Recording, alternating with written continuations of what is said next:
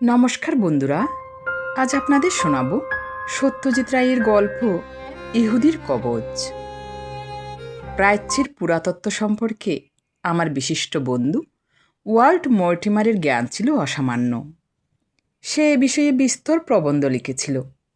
মিশরের valley of the কিংসে খনন কার্য তদারকের সময় একটানা 2 বছর থিবিসের একটি সমাধি গৃহে বাস করেছিল। আর যে কাজটা করে সবচেয়ে বেশি সাড়া জাগিয়েছিল সেটা হলো ফাইলিতে হোরাসের মন্দিরের একটি ভিতরের ঘরে ক্লিওপেট্রার মমি আবিষ্কার।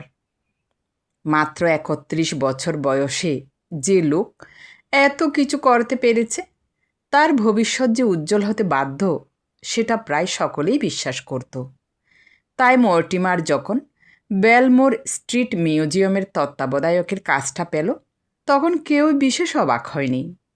এই পদ যিনি পাবেন তিনি সেই সঙ্গে ওরিয়েন্টাল কলেজের অধ্যাপকের পদেও অধিষ্ঠিত হবেন এবং তার ফলে তার মাসিক রোজগার যা হবে তাতে সচ্ছল জীবনযাত্রার সঙ্গে গবেষণার কাজও চালানো যায়। শুধু একটা কারণেই ওয়ার্ল্ড মর্টিমার কিঞ্চিত অস্বস্তি বোধ করেছিল। সেটা হলো যে তত্ত্বাবধায়কের স্থান সে দখল করেছিল তার অতুল খ্যাতি। প্রফেসর অ্যাড্রিয়াসের পাণ্ডিত্য ছিল অগাধ এবং খ্যাতি সারা ইউরোপ জোড়া। দেশ বিদেশ থেকে তরুণ ছাত্ররা আসত তার বক্তৃতা শুনতে। তাছাড়া মিউজিয়ামের মহামূল্য সম্পদ সংরক্ষণের জন্য তিনি যে ব্যবস্থা করেছিলেন সকলেই এক বাক্যে তার প্রশংসা করত। ফলে 55 বছর বয়সে তিনি হঠাৎ এমন একটি চাকরি ছেড়ে দেওয়াতে সকলে বেশ অবাক হয়েছিল। ছাড়ার সঙ্গে সঙ্গে অ্যাড্রিয়াস স্বভাবতই তার মেয়েকে নিয়ে মিউজিয়াম সংলগ্ন তার বাসস্থান ত্যাগ করে চলে যান। আর তার ঘরগুলি দখল করে আমার অকৃতদার বন্ধু ওয়াল্ট মর্টিমার। চাকরিটা পাবার কয়েকদিনের মধ্যেই মর্টিমারকে চিঠি লিখে অভিনন্দন জানালেন প্রফেসর অ্যাড্রিয়াস। যেদিন প্রথমেই দুজনের পরিচয় হয় পরস্পরের সঙ্গে সেদিন আমি ঘটনাস্থলে উপস্থিত ছিলাম। অ্যাড্রিয়াস সেদিন তার সংগ্রহশালার আশ্চর্য জিনিসগুলি আমাদের দেখালেন। প্রফেসরের সুন্দরী মেয়ে এবং উইলসন নামে একটি যুবক, বোঝাই যাচ্ছিল ইনি অধ্যাপক দুহিতার পাণিপ্রার্থী, আমাদের সঙ্গে ছিলেন।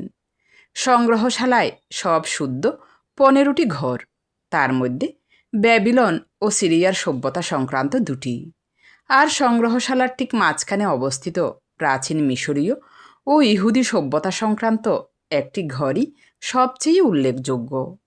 প্রফেসর অ্যাড্রিয়াস এমনিতে চুপচাপ মানুষ, কিন্তু তার সংগ্রহের প্রিয় জিনিসগুলি দেখাবার সময় তার শুকনো মুখখানা উৎসাহে উদ্ভাসিত হয়ে ওঠে। পুরাতত্ত্বের এই মহামূল্য নিদর্শনগুলির উপর থেকে তার হাত যেন আর সরতে চায় না। বেশ বোঝা যায় সেগুলি তার গর্বের বস্তু এবং সেগুলি অন্যের আওতায় চলে যাওয়াটা যেন তার পক্ষে এক মর্মান্তিক ঘটনা। তার সংগ্রহশালার মমিগুলি তার প্রাচীন পুঁথির সম্ভার, ইহুদি সভ্যতার যাবতীয় নিদর্শন আর টাইটাস কর্তৃক রোম শহরে আনা বিখ্যাত সপ্ত প্রদীপের অবিকল প্রতিরূপ। আসলটি টাইবার নদীগর্ভে নিমজ্জিত। এই সবই একের পর এক আমাদের দেখালেন প্রফেসর অ্যাড্রিয়াস। তারপর তিনি হলঘরের ঠিক মাঝখানে রাখা একটি শোকেসের দিকে ধীর পদক্ষেপে এগিয়ে গিয়ে গভীর সম্ভ্রমের সঙ্গে তার উপর ঝুঁকে পড়লেন। আপনার মতো বিশেষজ্ঞের পক্ষে এই জিনিসটা হয়তো তেমন বিস্ময়কর কিছু নয়, মর্টিমারকে উদ্দেশ্য করে বললেন প্রফেসর অ্যাড্রিয়াস, কিন্তু আপনার বন্ধু মিস্টার জ্যাকসনের পক্ষে হওয়া উচিত।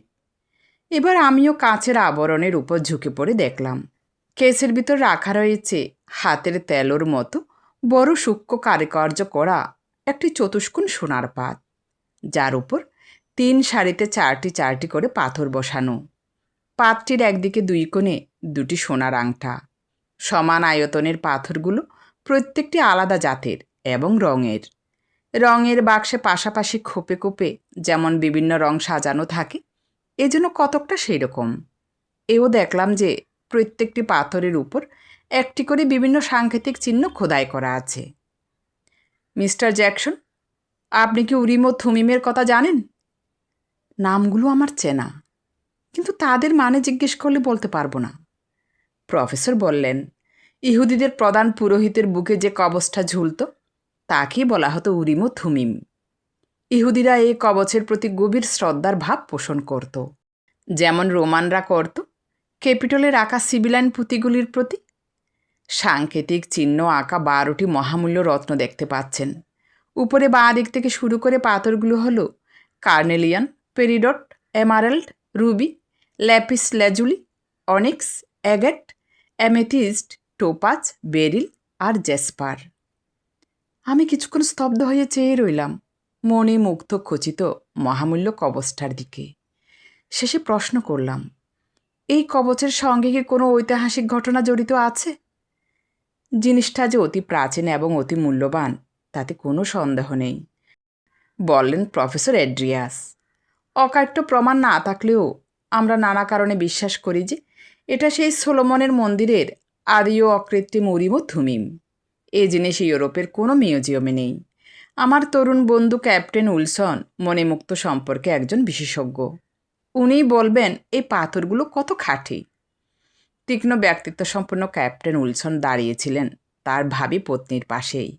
অল্প কথায় তিনি তার মনের ভাব ব্যক্ত করলেন। সত্যি কথা, আমি এর চেয়ে ভালো পাথর আর দেখিনি। স্বর্ণকারের কাজও দেখার মতো, বললেন অ্যাড্রিয়াস। অতীতে স্বর্ণকারেরা, প্রফেসরের কথার উপর কথা চাপিয়ে উইলসন বললেন, ওর চেয়ে ভালো সোনার কাজের নিদর্শন দেখা যাবে এই মোমবাতি দানে। তার দৃষ্টি এখন অন্য একটি টেবিলের দিকে। আমরা সকলেই শাখা প্রশাখা বিশিষ্ট সোনার বাতিদানটির আশ্চর্য কারুকার্যের প্রশংসায় উইলসনের সঙ্গে গলা মেলালাম। অ্যাড্রিয়াসের মতো বিশেষজ্ঞের চোখ দিয়ে এসব আশ্চর্য জিনিস দেখা পরম সৌভাগ্যের কথা। সত্যি বলতে কি, সব কিছু দেখা শেষ হলে পর প্রফেসর যখন আমার বন্ধুকে জানালেন যে এখন থেকে এই সবই তার জিম্মায় চলে যাচ্ছে, তখন ভদ্রলোকের জন্য বেশ কষ্টই হচ্ছিল। আর সেই সঙ্গে আমার বন্ধুর সৌভাগ্যকে খানিকটা ঈর্ষার চোখে না দেখে পারছিলাম না। 1 সপ্তাহের মধ্যেই ওয়াল্ট মর্টিমার বেলমোর স্ট্রিট মিউজিয়ামের অধিকর্তা হিসেবে তার নতুন বাসস্থানে উঠে গেল। এর দিন 15 পর মর্টিমার তার জনা 6 অকৃতদার বন্ধুদের সঙ্গে তার নতুন বাড়িতে একটা ভোজের আয়োজন করল। শেষে যখন সবাই যাবার জন্য উঠে পড়েছে, তখন মর্টিমার আমার কোটের আস্তিন ধরে একটা ছোট্ট টান দিয়ে বুঝিয়ে দিল যে সে চায় আমি আর একটুক্ষণ থাকি। তোমার বাড়ি তো এখান থেকে 10 পা, বলল মর্টিমার। আমি তখন অ্যালবানিতে ঘর ভাড়া নিয়ে থাকি। তুমি একটু থেকে যাও। চুরুট সহযোগে দুজনে নিরিবিলি কথা হবে। একটা ব্যাপারে তোমার পরামর্শের দরকার। অগত্যা আমি একটা আরাম কেদারায় বসে মর্টিমারের একটি উৎকৃষ্ট ম্যাট্রোনাস চুরুট ধরালাম। সবাই চলে যাবার পরে সে পকেট থেকে একটা চিঠি বার করে আমার সামনে বসল। এই নামবিহীন চিঠিটা আজই সকালে এসেছে, বলল মর্টিমার। আমি পরে শোনাচ্ছি, তারপর তুমি বলো এ ব্যাপারে আমার কি কর্তব্য। বেশ তো, আমার সাধ্যমতো পরামর্শ দিতে আমি প্রস্তুত। চিঠিটা হচ্ছে এই: মহাশয়, আপনার জিম্মায় যে সমস্ত মহামূল্য সম্পদ রয়েছে সেগুলি সম্পর্কে আপনাকে বিশেষ সাবধান হতে বলি। বর্তমান ব্যবস্থা অনুযায়ী একটি মাত্র পাহারাদারে কাজ হবে বলে আমি মনে করি না। আপনি এই বিষয়ে উপযুক্ত ব্যবস্থা অবলম্বন না করলে অপূরণীয় ক্ষতি হবার সম্ভাবনা আছে। এই কি পুরো চিঠি? হ্যাঁ, অন্তত এটুকু বোঝা যাচ্ছে যে তোমাদের ওখানে রাত্রে যে একটি মাত্র পাহারাদার থাকে সে খবরটা মুষ্টিমেয় যে কজন জানে তাদেরই একজন লিখেছে এই চিঠি। মর্টিমার এবার একটা রহস্যজনক হাসি হেসে চিঠিটা আমার হাতে দিল। হস্তলিপি ব্যাপারটা নিয়ে তুমি কোনো চর্চা করেছ?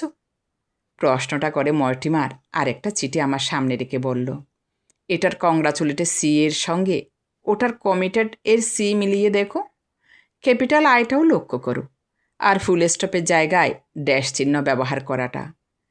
আমি বললাম, দুটো চিঠি নিঃসন্দেহে একই লোকের লেখা, যদিও প্রথমটায় হাতের লেখা গোপন করার একটা প্রয়াস লক্ষ্য করা যাচ্ছে।